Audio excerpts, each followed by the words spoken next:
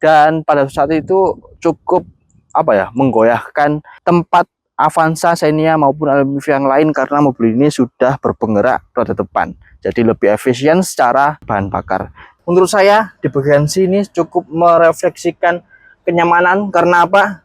Mobil ini memiliki jok yang lebih empuk dan juga ciri khasnya R3 dibandingkan mobil LMPV yang lain yaitu memiliki armrest di bagian tengah. Jadi perjalanan jauh itu lebih nyaman karena Anda bisa menyandarkan tangan di bagian kiri.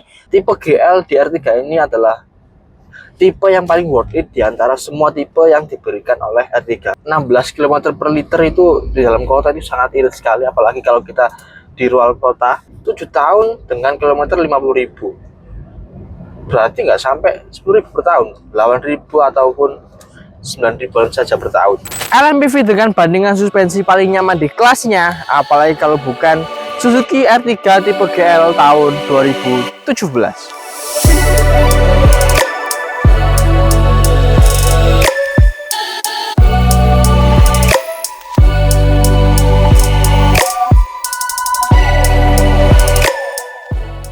Ya, kembali lagi di Jilo Mobil. Kali ini kita akan membahas Suzuki R3 untuk kesekian kalinya. Karena apa? LMPV di Indonesia itu di showroom kami yang paling laris ada R3, Avanza, Xenia maupun Grand Livina. Tapi di Suzuki R3 ini memiliki ciri khas dibandingkan LMPV yang lain, yaitu memiliki suspensi yang lebih nyaman sedikit dan juga lebih kedap di bagian kabinnya. Karena apa? Mobil ini memiliki bodi yang lebih tebal plat besinya dibandingkan LMPV yang lain, dan juga suspensinya itu lebih nyaman, dan juga secara basis mobil ini memiliki basis yaitu Suzuki Swift yang digemukkan, jadi lebih fun to drive maupun lebih nyaman di mobil ini. Dan untuk sejarahnya, mobil ini R3 tahun 2013 itu lahir di Indonesia, dan pada saat itu cukup menggoyahkan tempat Avanza, Xenia maupun LMPV yang lain karena mobil ini sudah berpenggerak roda depan, jadi lebih efisien secara efisiensi bahan bakar. Dan di tahun 2015 terjadinya sebuah facelift, kemudian di tahun 2016 Suzuki menambahkan satu step tipe paling atas yaitu Suzuki R3 Trezza. Tetapi pada waktu itu, pada tahun itu juga tahun 2016 diberhentikan karena apa? Itu adalah hal yang positif karena R3 Trezza kan satu step di paling atas yaitu tipe GX, tetapi secara desain interior maupun eksterior Suzuki R3 diaplikasikan di R3 tahun atasnya seperti yang kita bahas kali ini adalah tahun 2017, memiliki ciri khas bodi yang hampir sama dengan Suzuki R3 Trezza. Di bagian depan yang persamaannya dengan R3 Trezza itu ada di bagian housing fog lampnya, desainnya seperti itu ciri khasnya, serta ada di bagian bumper jadi ada tambahan sedikit, jadi lebih kesannya itu lebih sporty. Serta di bagian grill, karena ini adalah tipe GL, menurut saya tipe yang GL ini lebih worth it untuk Anda pinang, untuk Anda beli, karena bukan yang tipe paling standar tetapi juga yang bukan yang paling atas, yang harganya itu lebih mahal daripada mobil ini dengan aksesoris yang cukup lah istilahnya. Seperti halnya Mitsubishi Xpander yang tipe GLS, mobil ini masih terdapat aksesoris yang menghiasi di bagian eksterior maupun interiornya. Contoh halnya yaitu di bagian grill, bukan yang paling bawah yang nuansanya tuh hitam flat, tapi di mobil ini sudah menggunakan nuansa chrome, jadi sedikit lebih mewah. Dan di bagian headlamp, mobil ini bukan menggunakan halogen biasa tetapi menggunakan lampu yang sudah HID, jadi lebih modern sedikit, dan juga penerangannya lebih better dibandingkan halogen biasa. Di bagian bawah, di bagian bumper, karena ini adalah tipe yang GL bukan yang paling bawah, tentunya ada fog lamp untuk menambah penerangan Anda, visibilitas Anda ketika menembus kabut yang ada di malam hari ataupun di pagi hari. Secara overall, mobil ini di bagian depan tampilannya itu lebih aerodinamis dibandingkan LMPV yang lain karena lakukan bodinya itu lebih melandai, tidak tekukan garisnya, tidak garis itu tegas, bukan seperti LMPV yang lain. Serta dengan konfigurasi desain seperti ini, mobil ini lebih sedikit efisiensi bahan bakarnya lebih impresif dibandingkan LMPV yang lain.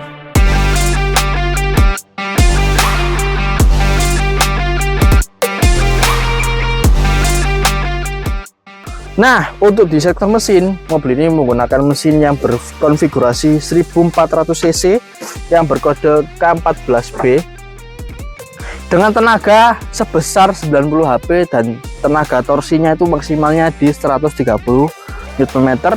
Tenaga tersebut bisa dikatakan itu standar untuk kelas LMPV karena mobil ini bukan mengutamakan kecepatan tetapi mengutamakan kenyamanan berkendara, serta suspensi di mobil ini lebih nyaman dibandingkan LMPV yang lain.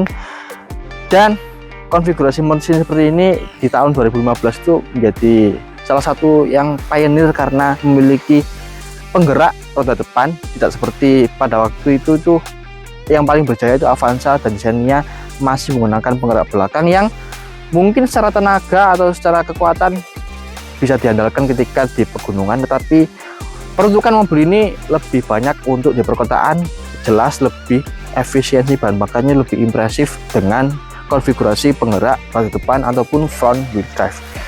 Mobil ini memiliki transmisi otomatis 4 speed bukan manual, jadi lebih nyaman untuk dipakai sehari-hari, serta mobil ini atau mesin ini memiliki spare part ataupun jasa penggantian spare partnya itu lebih murah dan juga lebih banyak ditemukan spare partnya di mana-mana karena ya ini adalah Suzuki, jadi tidak usah repot atau khawatir tentang spare part di mobil ini. Nah, untuk tampak sampingnya, mobil ini memiliki ciri khas desain sebuah R3, yaitu ya ada di bagian belakangnya seperti ini. Dan juga menurut saya untuk desain R3 yang generasi pertama ini lebih saya suka karena lebih simpel dan terlihat manis di segala sisinya. Kemudian untuk spionnya, karena ini adalah bukan yang tipe paling standar, jadi lebih modern sedikit, yaitu sudah menggunakan pengaturan elektrik.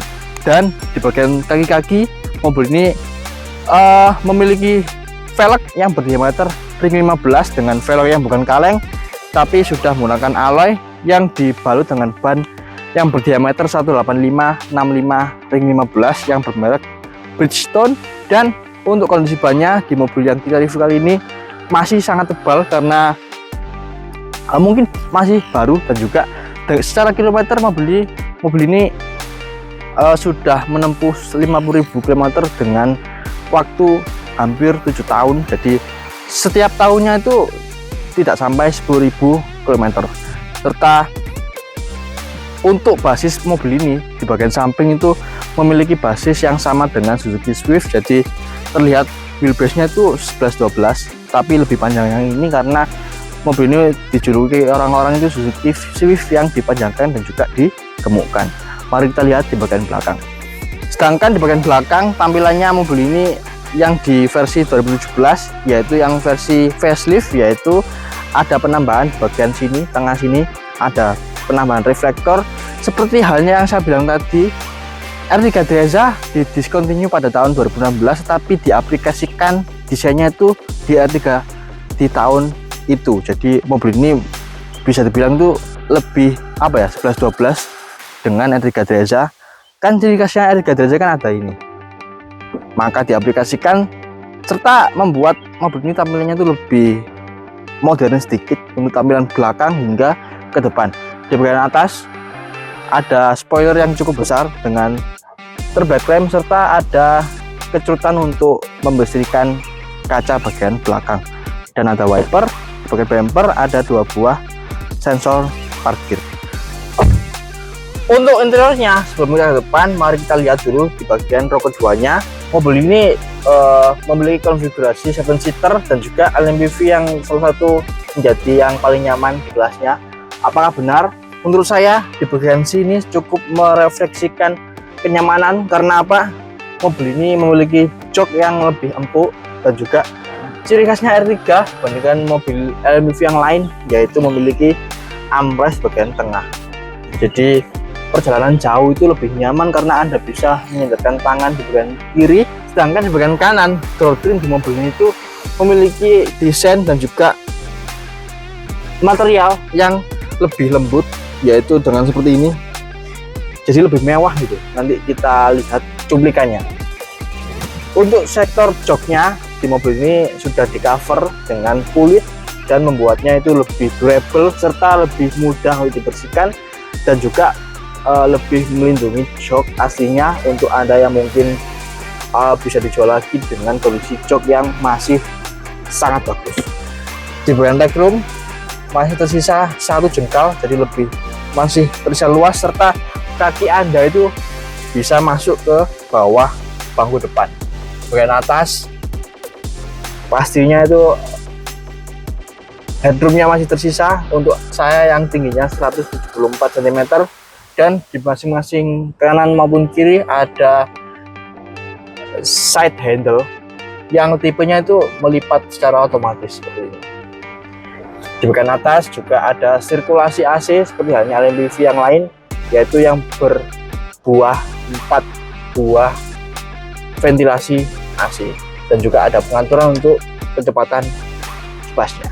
Mari kita ke depan.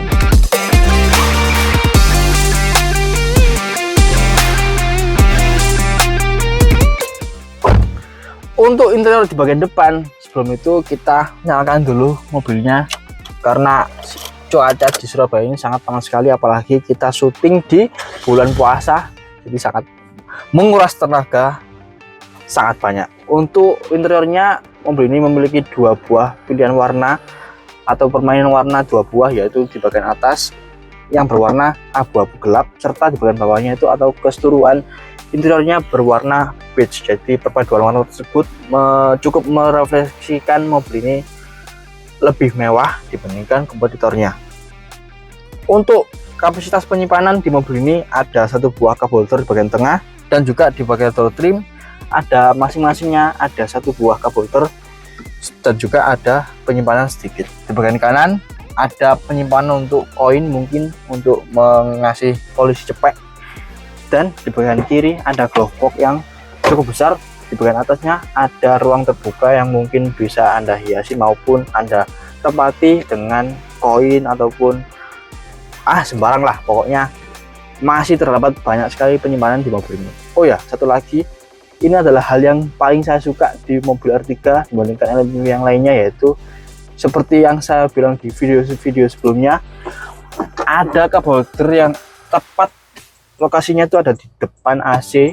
Jadi ketika Anda masukkan atau meletakkan minuman di sini, minumannya akan jadi dingin ataupun tetap terjaga kedinginannya. Untuk di sektor AC, mobil ini memiliki sirkulasi ataupun pengaturan arah semburan AC itu sangat lengkap, yaitu bisa ke depan seperti biasa, serta bisa ke kaki, dan juga bisa ke defogger depan, jadi lebih useful. Di bagian bawahnya ada 12 volt power outlet, dan juga di sebelah kanan ada USB slot. Untuk instrumennya, perbedaannya dengan facelift dengan yang pre-facelift, yaitu ada MID di bagian tengah yang cukup informatif sekali, ada penunjuk gear shift, dan juga average kilometer per liter dan odometer di mobil ini yang masih 50.000 km saja. Untuk sebelah kanan, karena ini adalah mobil yang tipe GL, bukan yang paling bawah, maka dari itu ada tombol untuk sensor parkir serta fog lamp. Jadi lebih banyak fitur-fitur di mobil ini. Secara overall, mobil ini memiliki interior yang sangat comfy ataupun feels like home dibandingkan LMPV yang lain. Oke, maka dari itu kita langsung saja mengendarai mobil ini untuk mengetahui rasa impresi berkendaranya, dan juga apakah benar mobil ini dicap LMPV yang paling nyaman. Mari kita coba.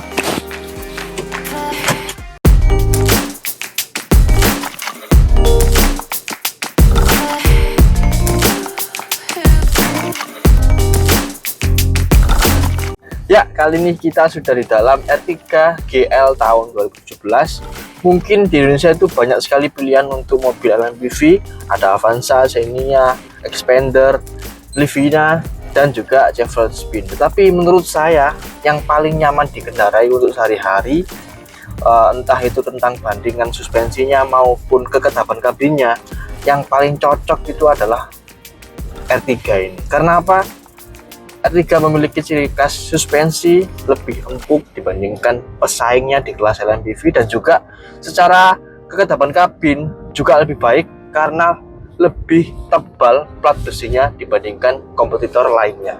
Maka dari itu, menurut saya LMPV yang paling nyaman, bukan paling fun to drive ya ini ya, paling nyaman dikendarai untuk sehari-hari, mungkin perjalanan jauh, dan Anda sebagai pengemudi maupun penumpang, karena mobil ini bisa menampung hingga 7 penumpang, menurut saya yang paling nyaman adalah Suzuki R3. Impresi di dalam mobil ini adalah tentang desain interiornya yang lebih modern sedikit dibandingkan LMPV yang lain. Interior ini sekelas desainnya ataupun bagusnya itu sama seperti Mitsubishi Xpander. Jadi nuansanya itu beige dan juga desainnya itu apa ya, bisa dibilang itu comfy, jadi membuat nyaman. Entah mengapa kok bisa seperti itu, tapi nyatanya seperti itu. Tidak dengan yang lainnya yang seperti Avanza, menurut saya itu terlalu monoton ya desainnya. Tapi kalau di R3 ini feels like home. Sedangkan untuk R3 yang kita bahas kali ini adalah yang bertipe GL. Menurut saya seperti halnya Mitsubishi Xpander yang tipe GLS, tipe GL di R3 ini adalah tipe yang paling worth it di antara semua tipe yang diberikan oleh R3. Karena apa? Tidak paling standar dan juga tidak paling overrated apa itu aksesoris maupun perintilan-perintilan yang ada di mobil ini. Kemudian mobil ini juga memiliki aksesoris yang cukup seperti halnya electric mirror dan juga masih terdapat chrome yang ada di bagian eksterior, serta untuk di bagian transmisi mobil ini tidak manual seperti halnya yang paling bawah, tapi sudah menggunakan matic, jadi lebih nyaman untuk dipakai sehari-hari. Secara overall, mobil yang kita bahas kali ini yaitu R3 GL tahun 2017 masih terbilang sangat worth it sekali untuk Anda pinang di tahun 2024, karena secara kilometer mobil ini masih di 50 ribuan, berarti 2017 sampai 2024 itu 7 tahun dengan kilometer 50.000, berarti nggak sampai 10.000 per tahun, 8.000 ataupun 9.000 saja per tahun. Maka dari itu kondisi mobil yang kita bahas kali ini lebih perfect, sangat perfect sekali maupun secara bandingan serta kualitas interior maupun eksteriornya. Dan mobil ini cocok untuk Anda yang berkeluarga yang berjumlah 7 orang, dan juga untuk Anda yang mengincar kenyamanan dari sebuah LMPV dibandingkan brand-brand yang lain. Menurut saya mobil ini lebih nyaman secara bandingan suspensi maupun secara kekedapan kabin. Mobil ini secara harga sangat bersaing sekali, yaitu di harga 100 jutaan saja. Dengan harga segitu mungkin Anda bisa mendapatkan LCGC baru dengan bodi yang lebih kecil, tetapi ya tidak bisa dibandingkan dengan mobil ini. Mobil ini bisa menampung 7 penumpang, sedangkan LCGC kan maksimal mungkin 4 hingga 5 penumpang, itu pun saja sudah ngos-ngosan. Tapi di mobil ini meskipun 7 penumpang tetapi sudah bisa duduk dengan nyaman. Begitu saja review kami mengenai Suzuki R3 tipe GL tahun 2017 ini. Menurut saya mobil ini cocok untuk Anda yang memiliki keluarga yang bisa menampung hingga 7 penumpang, karena mobil ini bisa menampung hingga 7 penumpang dengan sangat nyaman. Karena itu mobil ini kami tawarkan di harga 100 jutaan saja, dan tentunya Anda bisa dengan DP minim. Yang pastinya mobil ini bukan bekas tabrak, bukan bekas banjir, odometernya yang sesuai. Dan berbicara tentang odometer, mobil ini memiliki odometer yang sangat low kilometer sekali, yaitu 50 ribuan saja per tahun. Berarti dengan usianya yang hampir 7 tahun, mobil ini hanya berjalan tidak sampai 10.000, mungkin 8.000 hingga 9.000-an saja per tahun. Jadi mobil ini memiliki overall body ataupun overall kondisi itu sangat prima sekali. Cocok untuk Anda yang inginkan mobil untuk mudik mungkin, karena ini adalah momen mudik, dan juga untuk Anda yang menginginkan melihat mobil ini, kami tawarkan atau kami pasarkan di DTC lantai 5A dan juga 5B, ataupun Anda bisa berkunjung ke showroom kami yaitu di Jalan Kertajaya nomor 226. Untuk Anda yang ingin test drive mobil ini ataupun melihat secara langsung, Anda bisa kontak nomor di bawah ini ataupun bermain ke Instagram kami yaitu di @juli_mobil. Sekian, Juli Mobil, tetap terpercaya.